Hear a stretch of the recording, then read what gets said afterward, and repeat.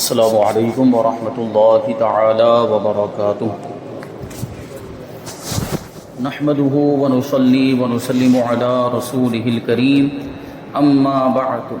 فاعوذ بالله من الشیطان الرجیم بسم اللہ الرحمن الرحیم ان اللہ وملائکته يصلون على النبی یا ایها الذین آمنوا صلوا علیہ وسلموا تسلیما اللهم صل على سيدنا ومولانا محمد معدن الجود والكرم وآله الكرام وابنه الكريم وبارك وسلم صلاة وسلاما عليك يا رسول الله صلی اللہ تعالی علیہ وسلم۔ سورہ بقرہ آیت نمبر 143 کی تفسیر جاری ہے۔ اس آیت کریمہ میں قبلے کی تبدیلی کا ذکر کیا گیا اور اس امت کو جو بہترین امت بنایا گیا اس کا ذکر بھی اس آیت کریمہ کے اندر موجود ہے، اور یہ بیان کیا گیا کہ قبلے کی تبدیلی کا حکم اس لیے نازل ہوا تاکہ اللہ تبارک و تعالیٰ یہ ظاہر فرما دے کہ کون رسول کی پیروی کرتا ہے اور کون الٹے پاؤں پھر جاتا ہے، یعنی اسلام سے پھر جاتا ہے۔ اور یہی ہوا بھی کہ جو کامل الایمان مسلمان تھے انہوں نے تو قبلے کی تبدیلی کو دل و جان سے قبول کیا، لیکن جو کمزور ایمان والے تھے وہ پھر گئے۔ اسی طرح جو منافقین تھے وہ تو پہلے ہی سے کافر تھے، ان کے دلوں پر بھی قبلے کی تبدیلی بہت ہی گراں گزری، ان کو یہ حکم بہت بھاری لگا۔ اس کے بارے میں کہتے ہیں کہ اس سے معلوم ہوا کہ اللہ تبارک و تعالیٰ کا حکم معلوم ہونے کے بعد قبول کرنے سے دل میں تنگی محسوس کرنا یہ منافقت کی علامت ہے، کیونکہ منافقوں کو یہ بھاری لگا تھا، ان کے دل تنگ ہو گئے تھے، اس کو قبول کرنے کے لیے وہ لوگ تیار نہیں ہو رہے تھے قبلے کی تبدیلی کو۔ تو اللہ تبارک و تعالیٰ کا کوئی بھی حکم معلوم ہونے کے بعد دل میں تنگی محسوس کرنا یہ منافقت کی علامت ہے۔ ایسے شخص کو اپنے ایمان کی فکر کرنی چاہیے، اس کا ایمان کمزور ہے۔ اللہ تبارک و تعالیٰ کا کوئی حکم معلوم ہو اور اس پر عمل کرنے کو دل نہ چاہے، اور اس کے تعلق سے اس کے دل میں طرح طرح کے خیالات آنے لگے، دل میں تنگی محسوس کرے، تو اس کو منافقت کی علامت فرمایا گیا۔ ہمارے معاشرے میں بھی لوگوں کی ایک تعداد ایسی ہے جن میں یہ مرض بڑی شدت اختیار کیے ہوئے ہے، اور اسی مرض کی وجہ سے اللہ تبارک و تعالیٰ کے احکام پر عمل کرنا ان کے لیے بہت دشوار ہو چکا ہے۔ حالانکہ کامل مسلمان کی شان تو یہ ہے کہ جب اسے اللہ تبارک و تعالیٰ کا کوئی حکم معلوم ہو جائے تو وہ اس کے سامنے سر تسلیم خم کر دے، اس کو مان لے، اس کو قبول کر لے، اور اپنے نفس سے اٹھنے والی آواز کو وہیں پر دبا دے، کیونکہ نفس تو انسان کو گمراہ کرنا چاہتا ہے، نفس امارہ انسان کو گمراہ کرنا چاہتا ہے۔ عام انسانوں کا نفس امارہ ہی ہے۔ یہ اللہ والے ہوتے ہیں جو نفس کشی کرتے ہیں، نفس کا تزکیہ کرتے ہیں، تو ان کا وہ نفس ایک منزل پر جا کر، ایک اسٹیج پر جا کر نفس مطمئنہ بن جاتا ہے، پھر وہ انہیں برائیوں کا حکم نہیں دیتا۔ لیکن یہ اللہ والوں کی شان ہوتی ہے، اللہ کے ولیوں کی یہ بات ہے۔ عام انسانوں کو تو جو نفس ہے وہ برائی کا حکم دیتا ہے۔ قرآن پاک کے اندر اس کو فرمایا گیا کہ نفس بہت زیادہ برائی کا حکم دینے والا ہے۔ تو نفس تو بہکائے گا، اسی طریقے سے باہر سے شیطان بھی بہکائے گا۔ نفس انسان کے اندر ہوتا ہے، اور باہر جو خارج میں جو شیطان ہے وہ بھی گناہوں پر ابھارتا ہے، برائیوں پر ابھارتا ہے، اور شیطان کا تو پلان اور منصوبہ یہ ہے کہ سارے انسانوں کو جہنم میں لے جائے۔ اس کا تو مقصد ہی یہ ہے کہ انسانوں سے جہنم کو بھر دے، سارے انسانوں کو جہنم کا ایندھن بنا دے۔ تو ہمیں اپنے آپ کی حفاظت کرنی ہے، اور اللہ تبارک و تعالیٰ کا کوئی بھی حکم ہمارے سامنے آئے تو سر تسلیم خم کر دینا ہے، یعنی اس کو قبول کر لینا ہے، اس کو مان لینا ہے۔ یہ ایک مومن کی شان ہوتی ہے۔ اور یہ کیوں کا لفظ جو زبان پر آتا ہے اس کو ہرگز نہ آنے دیا جائے، بلکہ دل میں بھی اس طرح کا کوئی سوال نہ آنے دیا جائے کہ ایسا حکم کیوں آیا، یہ کیوں۔ ہماری ذمہ داری نہیں ہے اس کو جاننا کہ اس حکم کے پیچھے راز کیا ہے، علت کیا ہے، سبب کیا ہے، وجہ کیا ہے، یہ ہماری ذمہ داری نہیں۔ ہم مکلف ہیں، شریعت کے مکلف ہیں۔ قرآن و حدیث میں جو احکام ہم پر نافذ کیے گئے اس کے ہم مکلف ہیں۔ مکلف یعنی ہم پر وہ ذمہ داری ڈالی گئی ہے۔ اللہ تبارک و تعالیٰ کو حکم جب ہمیں معلوم ہو اس پر ہمیں عمل کرنا ہے۔ یہ حکم کیوں آیا، اس کے پیچھے سبب کیا ہے، علت کیا ہے، وجہ کیا ہے، یہ جاننا ہماری ذمہ داری نہیں، ہم پر فرض نہیں ہے۔ یہ ہمارا مطلب یہ حق ہی نہیں ہے کہ ہم یہ پوچھیں کہ اس کے پیچھے کہ راز کیا ہے، حکمت کیا ہے، علت کیا ہے، یہ ہماری ذمہ داری نہیں بنتی۔ تو یہ کیوں کا لفظ زبان پر نہیں آنا چاہیے، بس اللہ تبارک و تعالیٰ کا حکم ہے مان لینا چاہیے، سر تسلیم خم کر دینا چاہیے۔ ہاں کبھی ایسا ہو سکتا ہے کہ شامت نفس کی وجہ سے شیطان کے بہکاوے میں آ کر اس حکم پر آپ عمل نہ کر پائیں تو یہ الگ بات ہوتی ہے، لیکن اس حکم کو ماننا یہ الگ بات ہوتی ہے، اس کے سامنے سر تسلیم کو خم کر دینا یہ الگ بات ہوتی ہے۔ جیسے کہ نماز کا حکم بھی اللہ تبارک و تعالیٰ نے ہمیں عطا فرمایا، تو ایک مومن کا سر اس کے سامنے خم ہو جاتا ہے، سر تسلیم خم ہو جاتا ہے، یعنی ایک مومن مانتا ہے، ایمان والا یہ مانتا ہے کہ نماز پڑھنا ضروری ہے۔ ہاں شامت نفس کی وجہ سے نہیں پڑھتا، شیطان کے بہکاوے میں آ کر نہیں پڑھتا۔ ایک مومن کبھی بھی نماز کی فرضیت کا انکار نہیں کر سکتا۔ ایک ایمان والا سچا مسلمان کبھی بھی نماز کی فرضیت کا انکار نہیں کرتا، وہ کہتا ہے ہاں نماز پڑھنا بہت ضروری ہے، نماز پڑھنی چاہیے، لیکن ہم نہیں پڑھتے، یہ ہماری کوتاہی ہے، یہ شیطان کے بہکاوے میں آ کر یا شامت نفس کی وجہ سے ہم نہیں پڑھتے، یہ ہماری کمی ہے، یہ ہمارے اندر ایک خرابی پائی جاتی ہے، اس کی وجہ سے ہم بہت بڑے گنہگار ہیں، وہ اعتراف کرتے ہیں، لیکن اللہ کے حکموں کا انکار نہیں کرتے، نماز کی فرضیت کا انکار نہیں کرتے، تو قبول کر لینا چاہیے، یہ ایمان والوں کی شان ہوتی ہے۔ اور نفس کی آواز کو وہیں پر دبا دیا جائے، جو اللہ تبارک و تعالیٰ کے حکم پر عمل کرنے کے معاملے میں اسے روک رہی ہو یا اس کے دل میں تنگی پیدا کر رہی ہو، اللہ تبارک و تعالیٰ مسلمانوں کو ہدایت عطا فرمائے۔ اب اس میں یہ جو فرمایا گیا کہ اللہ تبارک و تعالیٰ کی یہ شان نہیں کہ وہ تمہارے ایمان کو ضائع کر دے، قبلے کی تبدیلی یہودیوں کو ہضم نہیں ہو رہی تھی، اور یہ طرح طرح سے مسلمانوں کو اس کے خلاف بھڑکانے کی کوششیں کر رہے تھے۔ چنانچہ کچھ یہودیوں نے بیت المقدس کی طرف منہ کر کے پڑھی گئی نمازوں کے بارے میں مسلمانوں کے سامنے چند اعتراضات کیے، اور بیت المقدس کی طرف منہ کر کے نماز پڑھنے کے زمانے میں جن صحابہ کرام رضی اللہ عنہم نے وفات پائی، ان کی نمازوں کے درست ہونے پر مسلمانوں سے دلیل مانگی۔ کیا مطلب ہوا؟ یعنی یہودیوں نے یہ سوال اٹھایا تھا کہ اب تو قبلہ تبدیل ہو گیا، اب تو خانہ کعبہ کو قبلہ بنا دیا گیا، یعنی اب تم پر لازم اور ضروری ہے، یہودیوں نے یہ کہا تھا کہ اب تم خانہ کعبہ کی طرف رخ کر کے نماز پڑھو، عبادت کرو۔ تو اب سوال یہ پیدا ہوتا ہے کہ جن لوگوں نے بیت المقدس کی طرف رخ کر کے نمازیں پڑھی تھی، ان کی نمازوں کا کیا؟ اور وہ اسی زمانے میں انتقال بھی کر گئے، یعنی بیت المقدس جب قبلہ تھا اسی زمانے میں وہ مسلمان انتقال کر گئے، تو انہوں نے جو نمازیں بیت المقدس کی طرف رخ کر کے پڑھی تھی وہ صحیح ہوئی بھی یا نہیں ہوئی؟ اس طرح جو ہے وہ سوالات لوگوں کے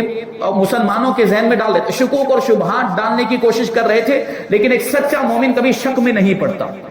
وہ کبھی بھی شبہ میں نہیں پڑتا ہے۔ اور یہ تو صحابہ کرام تھے، اور صحابہ کرام کے سامنے تو اللہ کے رسول صلی اللہ علیہ وسلم کی ذات، اب کوئی بھی شک اگر پیدا ہونے والا بھی ہو تو اس کا ازالہ کرنے کے لیے سب سے بہترین ذریعہ ان کے پاس یہ تھا کہ وہ اللہ کے رسول صلی اللہ علیہ وسلم کی بارگاہ میں حاضر ہو جاتے اور اس کے بارے میں پوچھ لیا کرتے۔ تو یہ بات بھی ان لوگوں نے ڈالی مسلمانوں کے ذہن میں کہ ان نمازوں کا کیا جو بیت المقدس کی طرف رخ کر کے ان صحابہ کرام نے پڑھی جو اسی زمانے میں انتقال کر گئے، ان کی وہ نمازیں درست ہوئی کہ نہیں ہوئی؟ اس طرح جو ہے شکوک اور شبہات ڈالنے کی ان لوگوں نے کوشش کی۔ تو ان صحابہ کرام کے رشتہ داروں نے تاجدار رسالت صلی اللہ علیہ وسلم کی بارگاہ میں حاضر ہو کر ان نمازوں کا حکم دریافت کیا۔ یہ صحابہ کرام کا بہت ہی پیارا طریقہ تھا، اور یہ ہونا بھی چاہیے، تو جس کے سامنے اللہ کے رسول صلی اللہ علیہ وسلم کی جیسی شخصیت ہو وہ ادھر ادھر کیوں جائے، اس سے کیوں پوچھے، وہ رسول کائنات ہی سے کیوں نہ پوچھے جو معلم کائنات ہیں۔ تو ان کی نمازوں کا حکم دریافت کیا کہ وہ نمازیں ہوئی یا نہیں، تو اس پر یہ آیت کریمہ نازل ہوئی اور انہیں اطمینان دلایا گیا کہ ان صحابہ کرام رضی اللہ عنہم کی نمازیں ضائع نہیں ہوئی، ان پر بھی انہیں ثواب ملے گا۔ یاد رہے کہ اس آیت کریمہ میں ایمان سے مراد نماز ہے، کیونکہ ایمان والے تو پہلے ہی سے تھے، اس سے مراد اللہ تبارک و تعالیٰ ان کے ایمان کو ضائع نہیں کرے گا، مطلب ان کی نمازوں کو ضائع نہیں کرے گا۔ تو اس سے بھی ہمیں نماز کی اہمیت کا پتہ چلتا ہے کہ نماز کو اس آیت کریمہ میں ایمان فرمایا گیا، کیونکہ نماز پڑھنا یہ ایمان کا تقاضا ہے۔ مومن ہے، مسلمان ہے، تو اس کا ایمان ہی اس سے تقاضا کرتا ہے کہ وہ اللہ کی عبادت کرے، وہ نماز پڑھے، نماز پڑھنے میں کسی طرح کی کوتاہی نہ کرے۔ اس کو بھی آگے بیان کریں گے۔ قبلے کی تبدیلی سے پہلے مسلمانوں نے بیت المقدس کی طرف منہ کر کے جتنی نمازیں پڑھی تھی انہیں صحیح قرار دیا گیا، درست قرار دیا گیا، کیونکہ بیت المقدس کی طرف منہ کر کے جو نمازیں پڑھی گئی وہ بھی اتباع رسول صلی اللہ علیہ وسلم میں پڑھی گئی تھی، اور اب جو خانہ کعبہ کی طرف منہ کر کے پڑھتے ہیں یہ بھی اطاعت رسول ہی میں پڑھتے ہیں، لہٰذا ان سب کی نمازیں درست ہیں۔ حضور اکرم صلی اللہ علیہ وسلم بیت المقدس کی طرف منہ کر کے نماز پڑھیں اور کوئی اس وقت خانہ کعبہ کی طرف منہ کر کے نماز پڑھے وہ بھی مردود ہے، یعنی اس کی نماز رد کر دی جائے گی، قابل قبول نہیں ہے۔ اور حضور پر نور صلی اللہ علیہ وسلم خانہ کعبہ کی طرف منہ کر کے نماز پڑھیں اور کوئی اس وقت بیت المقدس کی طرف منہ کر کے نماز پڑھے وہ بھی مردود ہے، یعنی اس کی نماز بھی رد کر دی جائے گی، قابل قبول نہیں ہے۔ کہ اصل الاصول چیز یعنی ساری اصلوں کی بھی اصل بنیادی چیز یہ حضور پاک صلی اللہ علیہ وسلم کی اطاعت ہے، آپ کی اتباع اور آپ کی پیروی ہے۔ اسی کو اللہ تبارک و تعالیٰ نے یوں فرمایا لِنَعْلَمَ مَن يَتَّبِعُ الرَّسُولَ، تاکہ ہم دیکھیں، تاکہ ہم ظاہر کر دیں کہ کون رسول کی پیروی کرتا ہے، قبلے کی تبدیلی کے بارے میں کون رسول کی اطاعت کرتا ہے۔ تو اس سے پتا چلا کہ اصل جو اللہ تبارک و تعالیٰ کی مشیت ہے، ارادہ ہے، وہ یہ ہے کہ رسول کی اتباع کی جائے، رسول کی پیروی کی جائے، یہ اللہ تبارک و تعالیٰ کی مشیت ہے۔ اعلیٰ حضرت امام عشق و محبت اسی کو یوں فرماتے ہیں کہ ثابت ہوا کہ جملہ فرائض فروع ہیں، اصل الاصول بندگی اس تاجور کی ہے، یعنی ساری اصلوں کی اصل حضور پاک صلی اللہ علیہ وسلم کی اطاعت ہے، آپ کی پیروی ہے۔ اس آیت سے معلوم ہوا کہ نماز کی بہت اہمیت ہے، کیونکہ قرآن پاک میں اسے ایمان فرمایا گیا ہے، کیونکہ اسے ادا کرنا اور با جماعت پڑھنا یہ کامل ایمان کی دلیل ہے۔ میں نے ابھی عرض کیا کہ مومن کا ایمان ہی اس بات کا تقاضا کرتا ہے کہ وہ نماز پڑھے، نماز ادا کرے۔ اس سے پہلے ایک بات میں نے عرض کی تھی کہ یہ بڑا غفلت کا زمانہ، پر فتن دور ہے، پر آشوب دور ہے، طرح طرح کے فتنے اور غفلت کے معاملات، لوگوں نے نمازیں پڑھنا چھوڑ دیا ہے، لوگ نماز نہیں پڑھ رہے، نماز سے غفلت برت رہے ہیں، اور ایسے موقع پر علماء کو اصلاح کرنی پڑتی ہے، علماء مبلغین کو اور مصلحین قوم کو،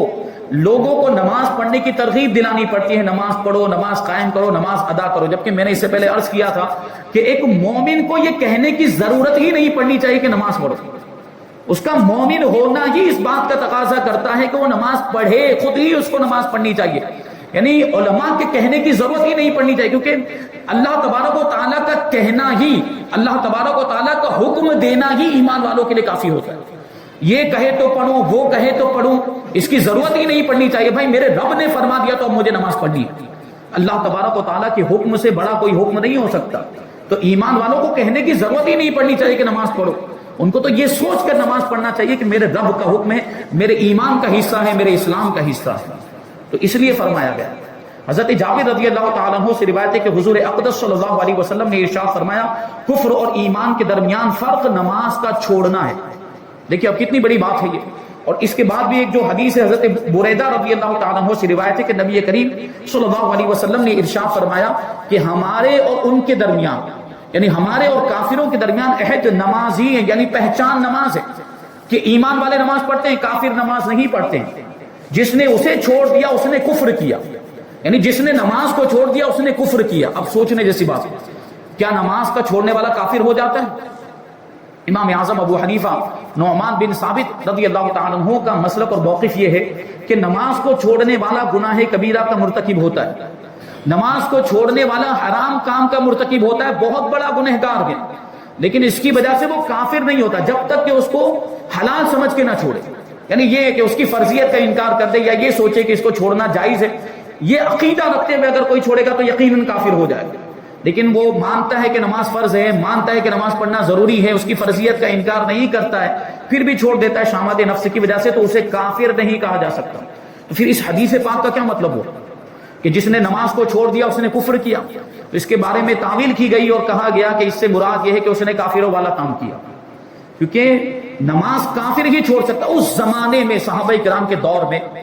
نماز کی ہر مسلمان پابندی کرتا تھا، ایک نماز بھی جان بوجھ کر کوئی نہیں چھوڑتا تھا، اور اس زمانے میں اگر کوئی نماز چھوڑ دے تو اس کو کافر اسی وجہ سے سمجھا جاتا تھا کہ مسلمان تو نماز چھوڑتا ہی نہیں ہے، مسلمان تو نماز چھوڑ ہی نہیں سکتا، مسلمان کی طرف سے کبھی یہ تصور ہی نہیں کیا جا سکتا کہ وہ نماز کو چھوڑے گا۔ یہ اس زمانے کا ایک مطلب ماحول تھا، اور لوگوں کی، مسلمانوں کی یہ سوچ تھی کہ مسلمان ہے مطلب نماز کا پابند ہے۔ اس زمانے میں اگر کوئی نماز چھوڑ دے تو اس کو کافر اسی وجہ سے سمجھا جاتا تھا، یعنی منافق سمجھا جاتا تھا کہ نماز تو کوئی منافق ہی چھوڑے، کوئی ایمان والا تو چھوڑے گا ہی نہیں، اس لیے یہ فرمایا گیا کہ جس نے نماز چھوڑی اس نے کفر کیا۔ تو اب ہم کریں گے، اب ہم اس کی تعبیر یہ کہیں کہ جس نے نماز چھوڑی اس نے کافروں والا کام کیا، یا وہ کفر کے قریب ہو گیا، وہ کفر کے قریب ہو گیا کہ جو نماز کو چھوڑنے پر جری ہو جاتا ہے پھر اس سے بڑے گناہ کرنے لگ جاتا ہے، پھر اور بڑے گناہ کرتا ہے، اللہ بچائے معاذ اللہ، کبھی کبھی پھر وہ کفر تک بھی پہنچ جاتا ہے۔ اس طریقے سے یہ نماز چھوڑنے کی بے برکتی ہوتی ہے۔ حضرت ابو سعید خدری رضی اللہ تعالیٰ عنہ سے روایت ہے کہ نبی کریم صلی اللہ علیہ وسلم نے ارشاد فرمایا کہ اسلام کی نشانی نماز ہے، تو جس نے نماز کے لیے دل کو فارغ کیا، اور نماز کے تمام ارکان و شرائط، دل کو فارغ کرنے کا مطلب کیا ہوا کہ دل سے سارے برے خیالات کو نکال دیا، دنیاوی چیزوں کو نکال دیا، رشتہ داری اور سارے معاملات کو ایک سائیڈ میں رکھ کے وہ نماز پڑھنے کے لیے حاضر ہو گئے، یعنی دل کو بالکل خالی کر کے اللہ کی بارگاہ میں حاضر ہوا نماز پڑھنے کے لیے، اور نماز کے تمام ارکان و شرائط، نماز کے واجبات، نماز کے فرائض، نماز کے اندر جو چیزیں ضروری ہیں وہ ساری چیزوں کی پابندی اس نے کی، اور اس کے وقت کی بھی پابندی کی، اور اس کی سنتوں کے ساتھ نماز پر مداومت کی، یعنی نماز کی سنتوں کو بھی اس نے ادا کیا، اور ہمیشہ نماز پڑھتا رہا۔ وہ کامل مومن ہے، وہی سچا ایمان والا ہے۔ میں نے جیسے کہ ابھی عرض کیا کہ مومن ہونے کا تقاضا ہی یہ ہے کہ وہ نمازوں کی پابندی کرے، لیکن افسوس کے ساتھ کہنا پڑتا ہے کہ اب ہماری اکثریت، اور خاص طور پر اہل سنت جماعت سنیوں کی اکثریت کا حال یہ ہے کہ وہ نماز نہیں پڑھتے، چند گنتی کے لوگ ہی نماز پڑھتے ہیں، 5 وقت کی نمازوں کی بات چل رہی ہے، ورنہ جمعہ میں تو سب حاضر ہو جاتے ہیں۔ اب جمعہ میں بھی کچھ لوگ ایسے ہوتے ہیں جو نہیں پڑھتے، جمعہ میں کچھ لوگ جمعہ کی بھی نماز نہیں پڑھتے، حالانکہ عام یہ رجحان ہے کہ جمعہ کی نماز تو ہر مسلمان پڑھتا ہے، تقریباً 95% لوگ جو جمعہ کی نماز پڑھتے ہوں گے مسلمان،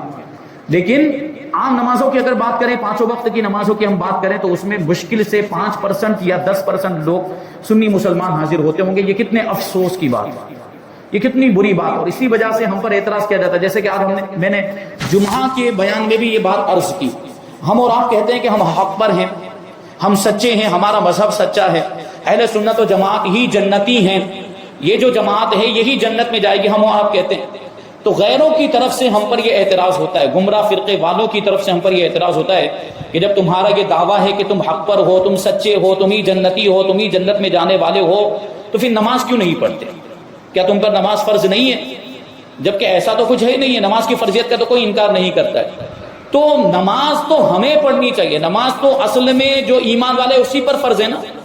جو ایمان والا نہیں ہے، جو کفری عقیدہ رکھنے کی وجہ سے دائرہ اسلام سے خارج ہو گیا، وہ تو شریعت کا مکلف ہی نہیں رہا، اب اس پر تو شریعت کے احکام ہی لاگو نہیں ہوتے، اس کا نماز پڑھنا نہ پڑھنا سب برابر گئے۔ اگر کسی کی نماز کام کی ہے تو وہ ایمان والے کی ہے، یعنی نماز حقیقت میں اگر کسی پر فرض ہوتی ہے تو مسلمان پر فرض ہوتی ہے، مومن پر فرض ہوتی ہے۔ الحمدللہ ہم مومن ہیں، ہم ایمان والے ہیں، ہم مسلمان ہیں، اور اللہ تبارک و تعالیٰ نے ہمیں اہل سنت و جماعت میں پیدا کیا، تو حقیقت میں نماز تو ہم کو پڑھنی چاہیے۔ ان کی نماز تو حلق کے نیچے سے اترتی ہی نہیں ہے، یعنی ان کی نماز ان کے لیے مفید ہی نہیں ہے، وہ تلاوت قرآن کرنا بھی ان کے لیے کوئی فائدہ نہیں دے گا۔ حقیقت میں نماز کس کے لیے مفید ہے، اور تلاوت قرآن یا عبادتیں نیکیاں کس کو فائدہ دیتی ہیں؟ ایمان والوں کو فائدہ دیتی ہے۔ تو ایمان والوں کو نمازیں پڑھنی چاہیے، ایمان والوں کو عبادتیں کرنی چاہیے، کیونکہ یہ سارے فرائض تو انہی پر لاگو ہوتے ہیں، اور وہی غافل ہیں، وہی نہیں پڑھتے۔ اور سوال یہ بھی آ جاتا ہے یہاں پر، ایک بات یہ بھی ہے کہ شیطان سنیوں کے پیچھے زیادہ لگتا ہے، اور شامت نفس کے معاملات بھی سنیوں کے ساتھ ہی زیادہ ہیں۔ آپ دیکھیں گے کہ وہ بڑی پابندی کر رہے ہیں، وہ روزوں کی بھی پابندی کر رہے ہیں، وہ نمازوں کی بھی پابندی کر رہے ہیں، ظاہری طور پر دین پر، شریعت پر بڑے عمل کرنے والے ہوتے ہیں، گمراہ لوگوں کی بات کر رہا ہوں۔ یہ ہوتا ہے، اس کی بھی ایک بنیادی وجہ ہے، وہ کیا ہے کہ شیطان، یا یہ یوں سمجھے اس کو، دنیاوی مثال کے ذریعے اس کو یوں سمجھیں کہ چور وہاں پر چوری کرنے کے لیے جاتا ہے جہاں پر دولت ہوتی ہے۔ چور کہاں چوری کرنے جائے گا؟ جہاں مال ہوگا، جہاں دولت ہوگی وہاں چوری کرنے جائے گا نا۔ جہاں کوئی دولت ہی نہیں، جہاں کوئی مال ہی نہیں، وہاں چور چوری کرنے جائے گا۔ سمجھ میں آئی بات؟ ان کو شیطان گمراہ نہیں کرتا ہے، ان کو نماز پڑھنے دیتا ہے، کیونکہ ایمان ہی نہیں ہے، نماز پڑھنے کا کوئی فائدہ نہیں، ان کو پڑھنے دیتا ہے، اور ان کو روزے بھی رکھنے دے گا، خوب نیک عمل کرنے دے گا۔ سنیوں کو بہکاتا ہے،